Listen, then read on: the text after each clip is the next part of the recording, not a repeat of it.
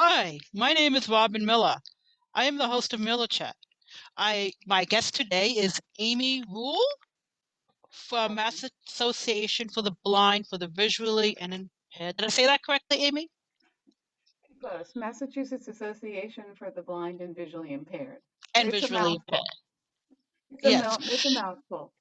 yes. And you are the director of the Social Service Department, Yeah, I'm the Director of Social Services. That's right. and you're an LICSW. Yes. Okay, licensed independent clinical social worker. Yeah, Oh, exactly. okay. Well, it's been a while since I've done a show on Zoom. I think it was probably November that I actually did a Zoom show. I usually have created my last two shows, being creative and fun. So I welcome you to March 8th, which is International Women's Day. And I want to let everyone know that we should appreciate all the women on today: Amy, Liz, Paparoski from Shrewsbury Media Connection, and myself, who are dedicated to working in the human service nonprofit sector, serving people for particular constituencies. So, ladies, great work that we're all doing for nonprofit sector for individuals of different backgrounds and different demographics. So that's what International Women's Day, honoring all women across all domains, all demographics, and the accomplishments and goals they have accomplished. So, while we move forward and start the show, so, Amy, tell us a little bit about you in terms of and your association, the Massachusetts Association for the Blind and Visually Impaired. Can you please tell us a little bit about the work that you do and also about your organization that you work for? Sure. Glad to, and glad to be here. Thank you for this Thank you. opportunity. Um, so the Massachusetts Association for the Blind and Visually Impaired has been around for well over 100 years. We are the oldest organization to serve the blind in the country, I believe. And um, we provide a range of services for visually impaired and blind people, specifically and primarily to those who are seniors, older persons with vision loss, which represents a very large percentage of the blind and visually impaired people in the state of Massachusetts. Of the 25,000 legally blind people in the Commonwealth, over 65% of those are over the age of 65. Oh, And we also, in addition to serving that population, serve people with visual impairments who are not yet legally blind. And wow. those demographics are similar. Right. I'm familiar with the Mass Association for the Blind and Visually Impaired because when I worked for an independent living agency about 20 years ago, we had people referred over there services. I remember you were on, I believe, on Harvard Street, long time ago, Long time ago. and used to provide not only the populations that you're serving, but you also, and maybe you still do this, mobility and orientation. Is that something that your organization still provides today? We provide orientation and mobility in Boston for certain populations. Um, that's not our primary service, but we do for some people provide that service. Um, we actually provide a range of services. We have a number of programs. Um, we are private nonprofit, and so we're particularly grateful to those funders who provide us with grants and donations, and particularly in your area, the Memorial Foundation. They've been so instrumental in helping us with our programs. So we have a volunteer program where we match volunteers with people who need assistance with things like reading mail and shopping and helping Mm, with their technology. Um, we have an assistive technology service where we teach people how to use computers and iPhones and Androids and those kinds of things which are so important today hmm for inclusion in society. Um, in addition to that, we have 36 peer support groups around the state, and these folks get together once a month often in person, although recently, because of COVID, Yeah. sometimes on Zoom or by phone. And these are folks with low vision who are adjusting to vision loss and find it really helpful to be with other people in a similar situation. And these groups are all led by coordinators who are themselves visually impaired or blind. We have a tremendous occupational therapy service. Our occupational therapists are not only trained in that field, but they have special training in vision Hmm. rehabilitation. So they can go into the home and provide assistance to folks whose vision is changing. They can look for safety issues. They can advise about appropriate technology, can assist with in home mobility, can do things like mark appliances, suggest devices, um, and, and provide a lot of in home assistance to uh, individuals and their families so that they can continue to live independently. We also have an adjustment counseling program throughout the state. We found that many therapists are not comfortable treating our population. Mm. And we also have found that um, many of the people we serve are more comfortable and connect more effectively with someone who is themselves visually impaired or blind. So our program is somewhat unusual in the country in that um, we provide clinical services to people who are adjusting to blindness from clinicians who are themselves visually impaired or blind and who also have clinical background. So that's an additional service that we provide. And I think to underscore the philosophy of our organization is that we try to do everything that we can to promote the independence and self-sufficiency of Hmm. blind and visually impaired people. You do a lot. I remember some of the stuff you mentioned. I think it's fantastic that you have counselors on staff who have lived experience and can work with the clientele at your agency. Because as a mental health counselor, I don't remember getting any training in disabilities, and I remember how there was such a need for that. That's one of the things that's it's a major crisis. And when you listen to national leaders and you listen to, and in the state, the governor talked about mental health, and yet this is such an underserved population. Hmm. Um,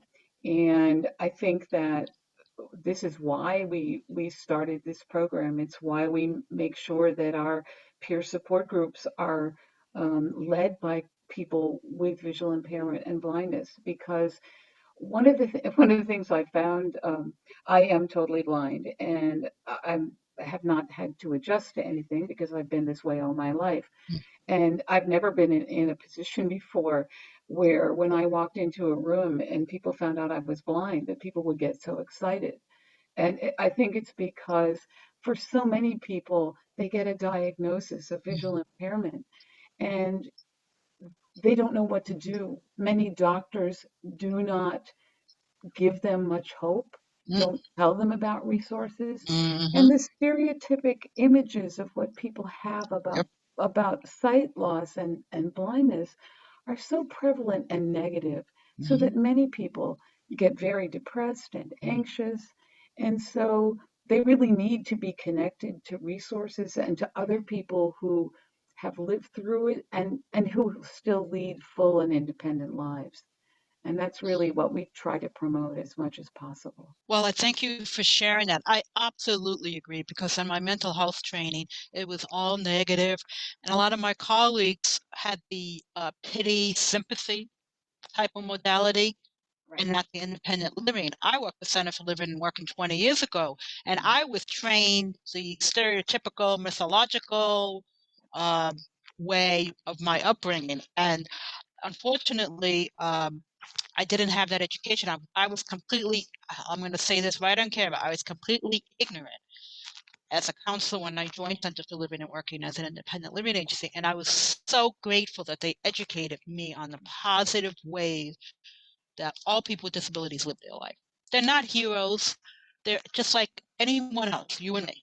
Exactly. People with disabilities run the gamut in terms of our talents, our interests, our capacities. Um, but we really embrace a model at the Mass Association for the Blind and Visually Impaired of a social justice model, where we believe that in part a lot of the things that people would indicate as disabilities come from the fact that there are societal barriers that make it more difficult for Hmm. us to function. Absolutely. Having I do teach on the college level too. I teach at a community college nearby. And my colleague and I, we did a presentation on universal design and learning. And we found a lot of faculty are not aware, not to say they do it intentional, they're not aware that when they develop a syllabus or a Blackboard shell, that they need to make sure the fonts are a certain size, 14 and above, or Times New Roman, and they need to be consciously aware of that. We are in the 21st century, 30 years after the Americans with Disabilities Act was passed, and we're still a little bit behind the times on how we provide education in an accessible format. No, absolutely. And I think that in some ways the technology that is so important for inclusion today. And there are so many tools that are available for people that most people are not aware of, Hmm. and many people who both develop or use technology in the mainstream are still surprised to learn that we use computers and iPhones and GPS trackers and all of those things, and these things can make such a difference in the lives of people, and yet particularly folks who are not going to work, they don't get the training. Hmm. So often they don't get the training, or they're not even aware that there are devices that can be helpful to them. Absolutely. And I'm not sure if it's just not being aware or just not knowing. And even kids in school who have disabilities, sometimes the school districts may not pay for those equipment because they feel what they have is good enough, you know? Yep, But that's no, why it's we have true. the laws. All children should have the ability to learn, as well as their able-bodied classmates, so to speak, Right. the best way they can. So I know your agency now. Are you just now you in Brookline now or Boston? Well, actually, our we have an office in Brookline Mm-hmm. on Ivy Street, and we have an office in Worcester. But I will tell you that most of the people, I think almost everybody who works at the Mass Association for the Blind and Visually Impaired is works from home now. I'm currently sitting in a room in my home. Most of us, because of the pandemic, most of us, almost everybody has moved home who can. And a lot of our office space that we used to use is now occupied by the Ivy Street School. Mass Association for the Blind and Visually Impaired is one of three divisions of MAB Community Services. And one of those divisions is a specialized school. And so Oh. they have taken some of the space that we formerly used as offices. And actually, as difficult as the pandemic has been, one of the things that I think it has allowed us to do and afforded us the opportunity to learn how to do is to do more things remotely, which in some ways makes things much more difficult. It's harder to teach somebody, for example, how to use an iPhone remotely than it is if you're doing it hand over hand and sitting right next to them. But there are lots of ways, I think, in which we've actually expanded some of our services because of platforms like Zoom. So for example, for our support groups, they meet once a month and they sometimes have speakers who come in.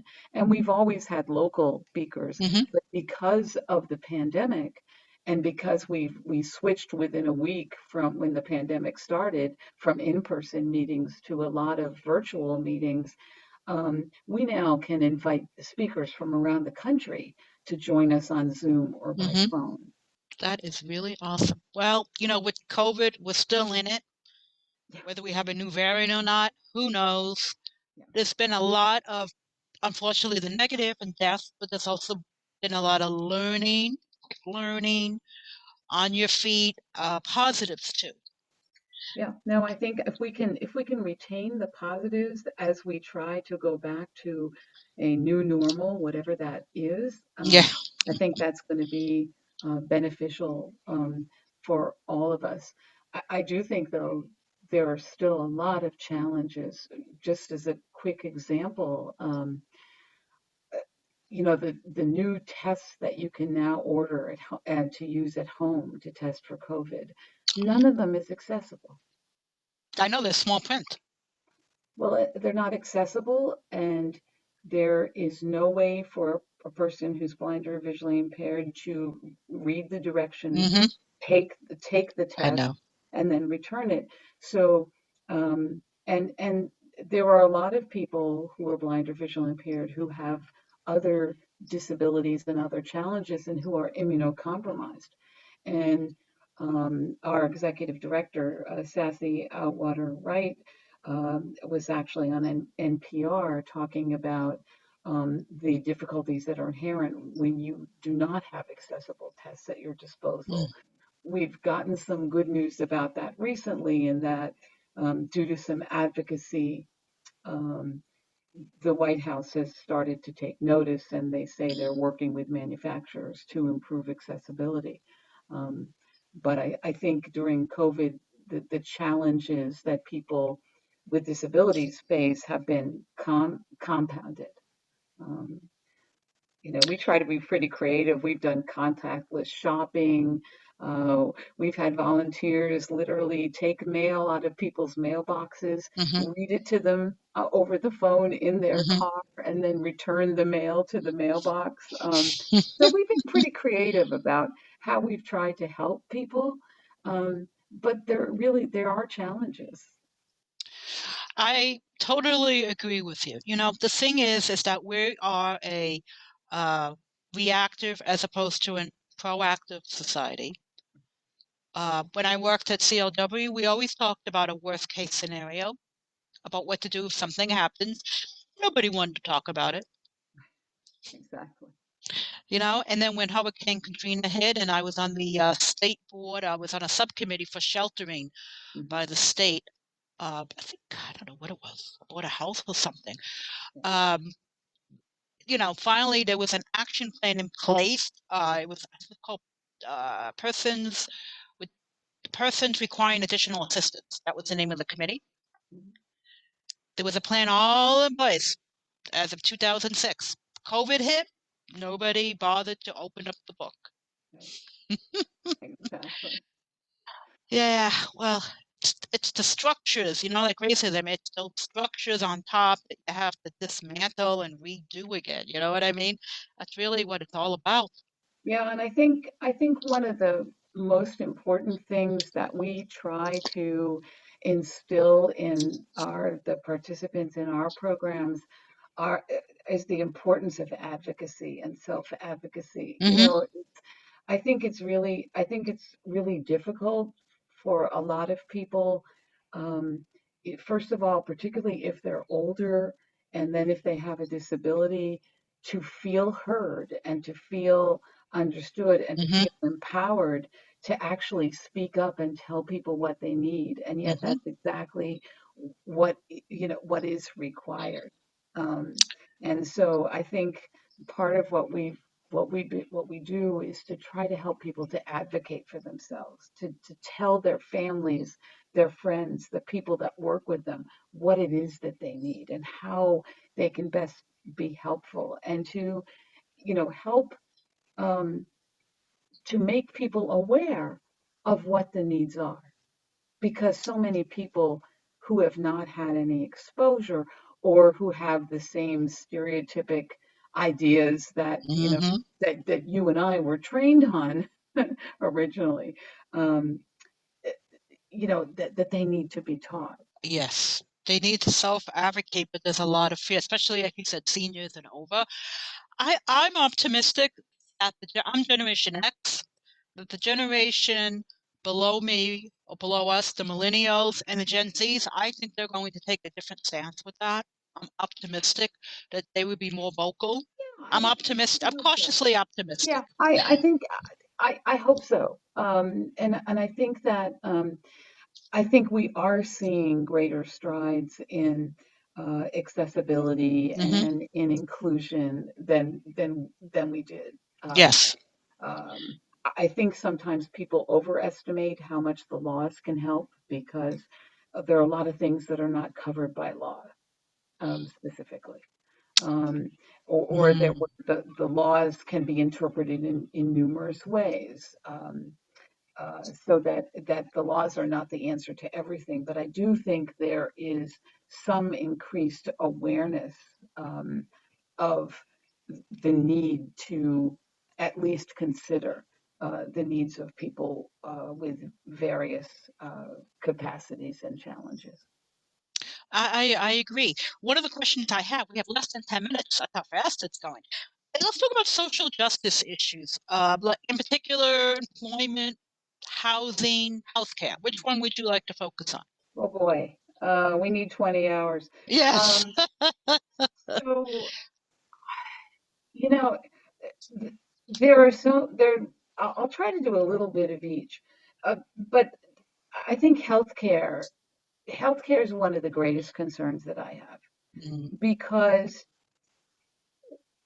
in many ways, I don't like saying this, and there's certainly notable, wonderful exceptions to this, but I think healthcare professionals can often be some of the most difficult people to work with, not because they are ill-intentioned, but mm, because many of them still have that medical model of disability that, mm-hmm. basically says, if you have a disability and you cannot be fixed, that's what we need to fix you. And if we can't fix you, then there's a real limit to what we can do. And I mean, I can tell you, I'm a I'm a national consumer representative for for the largest national organizations of blind people in the country.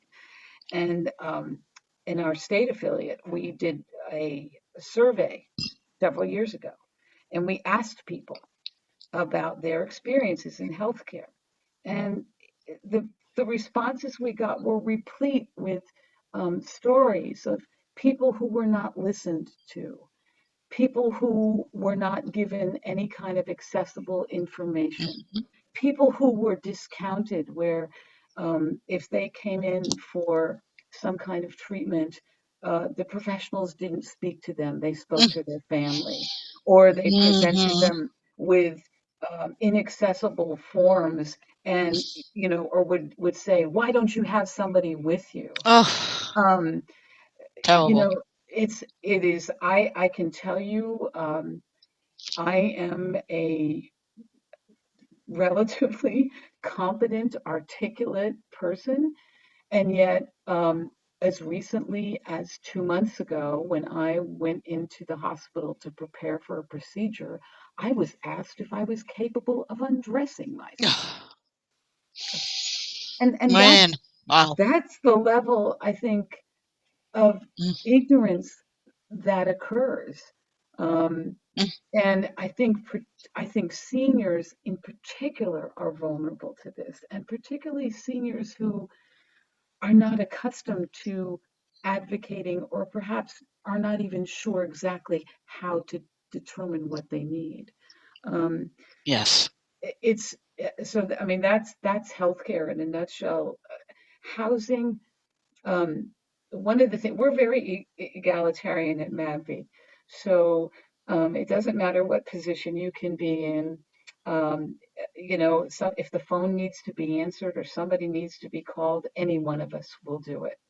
And I have had the privilege of being on phones at times, and I will get calls from people who say, I don't have the money Mm, to get I know. housing. Housing is too expensive, or Mm-hmm. I need specialized housing, and there's a 10-year waiting list for any kind of housing, or I have a Section 8 certificate and I'm not able to use it anywhere because they're not even accepting new ones because there's such a shortage. Mhm. Um, Housing is a major crisis, and so many people, um, older people certainly, but 70% of the blind community is unemployed. Of the working age blind Mhm. community is unemployed. Wow. And so if you think about that, even as older folks, many people have not had the opportunity to work. And so they live Mhm. on extremely fixed incomes. Mhm. Mhm. And so that compounds the housing crisis. And um, and I've kind of just put a little bit on employment as well. It is still extremely difficult for many people to get a job. Um, Yeah. because of, in part because of transportation or lack of training, but also because of the perception that still is prevalent and predominant in this society that blind people, people with visual impairments, are incapable of working productively. And I mean, that's just not Yeah. true, I agree. but that 100%. perception still predominates. Unfortunately, yes, you're right. It's the 21st century. That's why I'm hoping the millennials and the Gen Zs, it's going to be people like us that are going to educate. I don't know you could do much about the baby boomers or Generation X. We could do the best we can, but we have people coming up behind us. Yeah. They're on Well, deck. yeah. And I do think there are people working. I mean, until this job, I worked in the mainstream all my life.